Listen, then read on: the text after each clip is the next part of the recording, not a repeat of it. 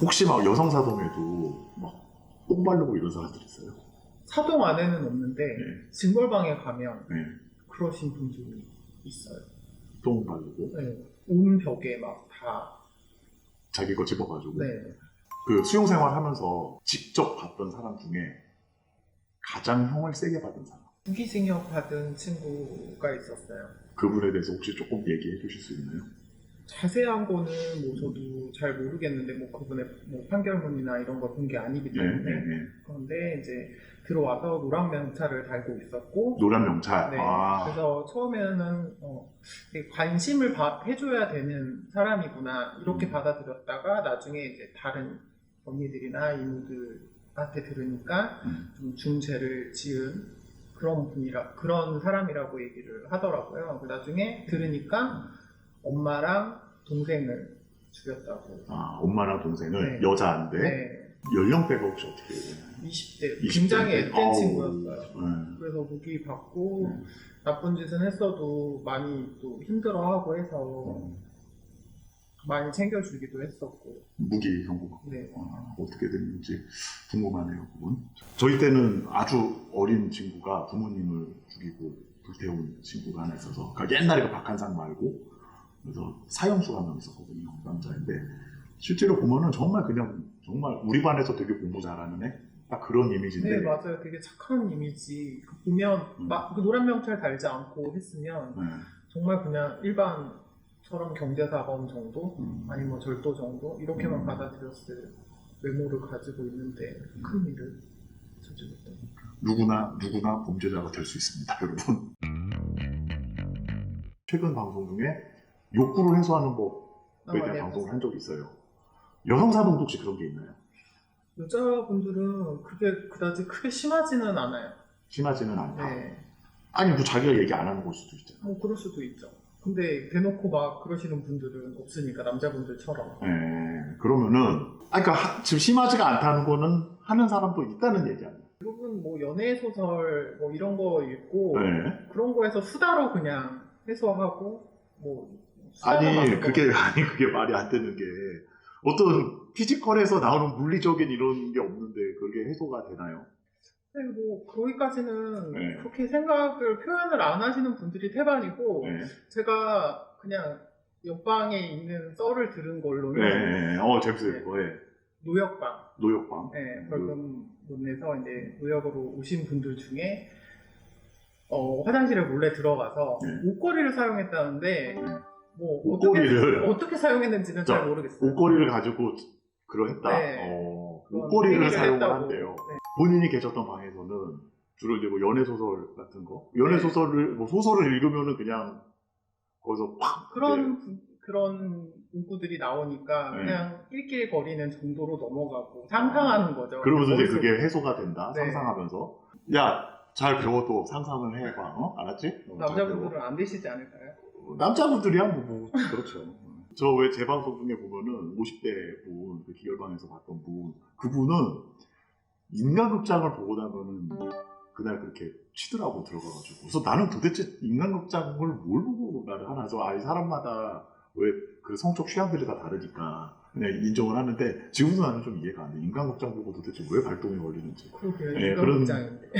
그러니까 그래서 여성사동은 소세지가 들어가거나 아니면은 바나나가 들어갈 때 잘라서 주지 않느냐. 그러니까 우리 때는 그랬었어. 사람들이 여성사동은 들어갈 때 바나나, 소세지 이런 거는 전부 다 가위로 잘라서 집어 넣어준다. 사실인가요?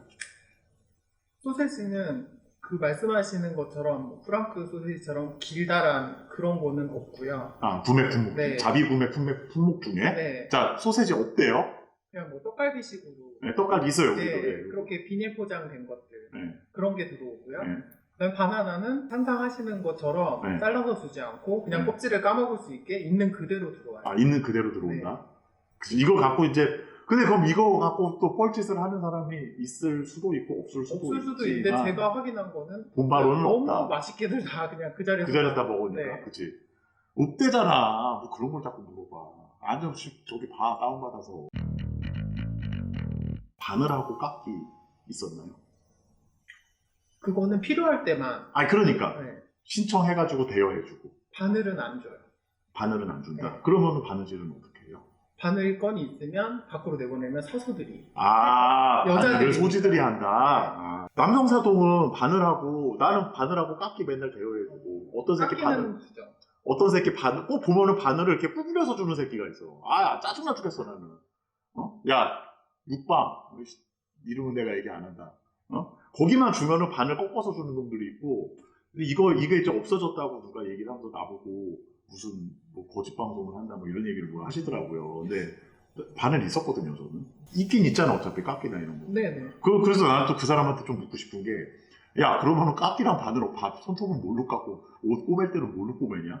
그런 걸 좀 물어보고 싶더라고요. 옷은 이제 뜯어지거나 네. 그러면 이제 보고전 써서 이렇게 내주면 사소들이 이제 바느질해서 다시 넣어주고 그다음에 손톱깎이 뭐 이런 것들은 이제 샤워하는 날, 목욕하는 날 네. 목욕 끝난 방에 넣어주고 다음 방 들어오면 다음 방으로 넘기고 깎기를 그냥 쓰는 날이 정해져 있었다 네. 이거군요. 우리는 그러면 그 사람 말도 틀린 말은 아니겠네요. 미안해. 교도소 밥은 남자 교도소나 여자 교도소나 똑같나요? 아님 여자 교도소가 잘 나오나요? 여자 교도소가 잘 나오나? 그러니까 남자 교도소 사실 안 살아보셨잖아. 그렇죠. 네. 그 밥은 어떻게 나오나요? 밥은 네. 남자 교도소 치서장에서 해갖고 네. 넘어와요. 남자 교도소에서 네. 그러니까 남자 취장에서 만들어서 넘어온다. 네.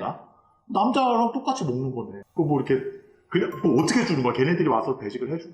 남자 사동에서 넘어와야 되고 취사장에서 넘어와야 되기 때문에 1층에 연결되는 통로가 있어요. 연결 통로가. 그래서 이제 사소들이 교도관 포함해서 대기하고 있다가 문이 열리면 다 벽 보고 돌아서 있다가 그 취사장 수레가 들어오면 그거 받아서 다시 이제 문 닫히면 이제 각 사동으로 넘어가서 배식을 시작을 하죠.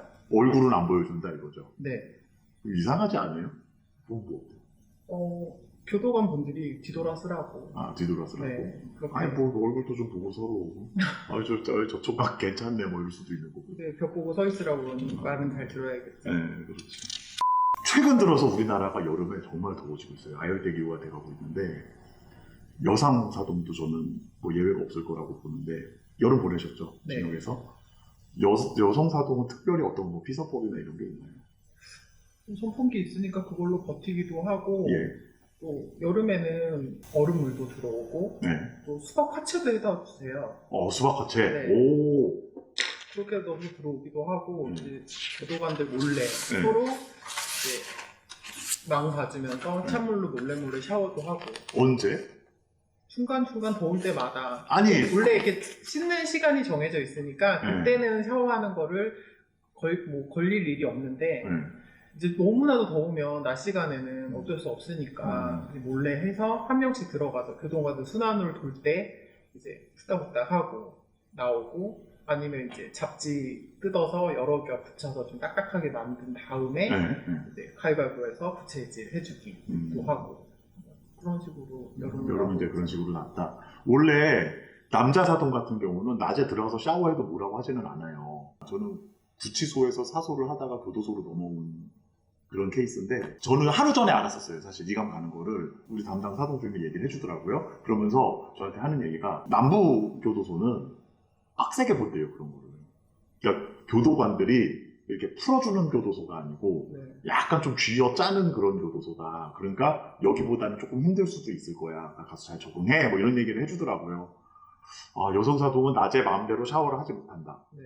아주 뭐 복날 이렇게 최고조로 올라갔을 경우에 낮에 한 번씩 씻게는 해주시는데 그렇지 않고서는 계속 이제 터치를 하세요. 그래서 몰래 뭐 씻는 와중에 저기 하면 반 정도는 안 보이니까 수그리고 있고 또 갔다고 하면 딱 씻고 다시 나오고 그러고 자주 접견을 오시는 분들 면접이 있거나 가족들 접견이 있는 분은 접견실에는 에어컨이 나오니까 엄청 행복한 시간인 거죠. 접견실에 에어컨 나오고 에어컨이 없이 살면은 없는 게 나아요. 바람 쏘이고 나면은 또 생각나서 나는 차라리 근데 요즘에 제가 어떤 카페 보니까 그 얘기가 있더라고. 교도소에다가도 에어컨을 달아주자 청원을 한다고 하는데 혹시 그거에 대해서는 어떻게 생각하세요? 그거는 달아줄 일이 거의 없지 않을까 하는 그러고 한간에 그 안에 계신 분들은 제가 생각이 났는데 마음이 춥다 보니까 네. 더위도 잘 느끼지 못한다는 분들도 계시더라고요. 저조차도 그렇고. 아, 여름에 더운 줄 모른다. 교도관이라는 직업에 대해서 어떻게 생각을 하시는지라는 시청자 질문이 있었거든요. 저 같은 경우에는 뭐 이게 교대 근무도 하시고 하시니까 좀 고된 직업이라고 또 죄다 나쁜 짓 하고 들어온 사람들만 또 봐야 되고 그 사람들 교화시켜야 되고 하니까 그렇기는 한데 제 입장에서 봐서는 저도 좀 한 번쯤은 해보고 싶은 직업. 교도관이 왜요? 저도 나쁜 짓을 해서 다녀오기는 했지만 네. 또 그 안에서 또 어쩔 수 없는 상황에서 이런 일들이 벌어져서 들어오신 분들, 힘들어 하시는 분들 좀 네. 더 교화될 수 있게 도움을 주고 싶은 그런 직업이 참 진작에 알았더라면 저도 한번 공부를 더 해서 해보고 싶은. 혹시 그 만났던 교도관 분들 중에 뭐 기억에 남는 교도관이나 이런 분이 계실까요? 네, 지금까지도 연락을 가끔씩 하고 지내는 분이 계세요. 아, 지금. 네, 그분을 통해서 제가 그런 느낌을 많이 받고 지금 네. 말씀을 드릴 수 있는 거죠. 그 교도관이 몇 살, 대부분 연령대가 어떻게 돼요? 그 30대 후반에서 한 40대 중반. 젊은 분들은 안 계시고. 네. 젊은 분들은 교도소 쪽에 좀 간혹 계시는 것 같아요. 이게 돌고 돈다고 네, 말씀드렸잖아요. 순환보직이죠. 네. 그러면 뭐 제가 나오기 직전에, 출소 직전에 청주교에서 오신 분들 계셨는데 그분들은 한 20대 후반에서 30대 초반? 아, 굉장히 딱딱하세요. FM대로. 네. 그치, 거기에 이제 한참 공기 들어있을 때. 네, 뭐 방 건방을 하거나 뭐 하면 정말 너무 타이트하게 하셔서 기존에 계시던 분들도 조금 말을 못할 정도. 아, 네, 그래서 교도소로 넘어가면 아, 이 생활이 많이 타이트하겠구나 하는 느낌을 받기도 했어요. 여성 사동도 건방을 하죠. 하죠. 나가라고 한 다음에 네. 주로 적발되는 게 뭐를 적발을 해요? 뭐 가지고 뭐 남자분들처럼 심하게 그러지는 않는데 다른 방하고 뭐 쪽지를 주고 받았다거나 쪽지를 그렇죠. 갖고 있고. 비둘기 날린 네, 거? 아니면 이제 책을 교환해서 보다가 책. 남자 사동은요, 재판받으러 가는 날 아침에, 이게 뭐, 지난 방송에서 사실 제가 한번 했었는데, 그런 식으로 해요. 선고 받으러 가는 날. 그럼 이제 또 찍히고 오면은 그날 분위기 족같아지는 거야. 여성 사동은 어때요? 재판에서 찍히고 오면. 아침에 갈 때는 서로 다 응원하고 나갈 수 선고 날 있다. 아침. 네, 나갈 수 있다. 네. 해서 서로 이제 뭐 이거 너 가져라. 뭐 음. 이것도 뭐 이렇게 다 분배를 하고 우스갯소리로 하고 나가는데 막상 이제 들어오게 되면 분위기는 침묵이 흐르고 또 오후 선고이면은 점심을 먹고 나가는 경우도 있고 못 먹고 나가는 경우도 있고 오전 선고인데 점심시간에 맞춰서 들어오게 되면 남자도 그래요. 이제 분위기 사해지고 밥도 제대로 방 식구들도 같이 못 먹고 그리고 이제 뭐 계속 위로하느라고 눈치 보고 뭐 그런 경우도 있죠. 본인 당사자가 씩씩하지 않는 한은 그래도 많이 생각을 해주려고 하는 편이에요. 혹시 본인은 어떠셨어요? 저는 많이 힘들었죠. 그리고 가기 전날 저는 꿈을 꿨어요. 나 찍힌다. 아, 안 되겠구나. 제가 원래 꿈을 잘 안 꾸는 편인데 1심 때도 그랬고 2심 때도 그렇고 그래서 그러니까 선고를 받으실 때쯤은 방에서 어느 정도 서열이 좀 있을 때 아니에요? 그렇죠. 됐으니까. 뭐 들어와가지고 이씨 잘 덮어버리고 그러지는 않고 네. 1심 때는 들어와서 좀 많이 울었던 기억이 있고 나갈 수 있을 거라는 희망을 어느 정도 가지고 있었기 때문에 그렇고 2심 때는 나가면서 다 응원을 하길래 못 나갈 것 같다 기다리고 있어 나 들어올 거야 그렇게 하고 들어와서 2심 때는 그래도 이제 안 되는 상황이잖아요. 네. 전혀 절대 나갈 수 없는 상황이 벌어지니까 담담하고 그냥 나 갔다 왔어 이러고 들어와서 방 분위기 흐리지 않으려고 제가 많이 더 노력을 했던 것 같아요. 그러니까. 저는 항소 기각당하고 들어와가지고 오자마자 저를 그냥 바로 썼어요. 그 상소권 포기 신청서라는 거를 써서 내고 혼자 화장실 들어가서 이제 밀린 빨래나 좀 하고 이제 준비를 하자라고 하는데 되게 홀가분하면서 눈물이 너무 많이 나오더라고 진짜. 그러니까 방에서 그러면서 이제 며칠 있는데 좀 친한 그 형님이 운동 나가서 이제 뭐 막 이런저런 얘기하면서 야 너 많이 힘들어하는 것 같더라 이렇게 얘기. 그러니까 보면은 진역 동료들이 참 중요한 것 같아요. 네. 어떤 사람을 진역은 이런 것 같아요. 어떤 사람을 만나서 같이 있느냐가 참 중요한 것 같고 또 결국은 가족들이 와서도 나를 위로를 해주기는 하지만 그래도 그 가장 옆에 있는 동료들이 맞아요. 나한테 가장 큰 힘이 돼주는 거고 그런 것 같아요. 하지만 나와서는 굳이 인연을 맺을 필요는 없다. 네, 그죠? 맞아요.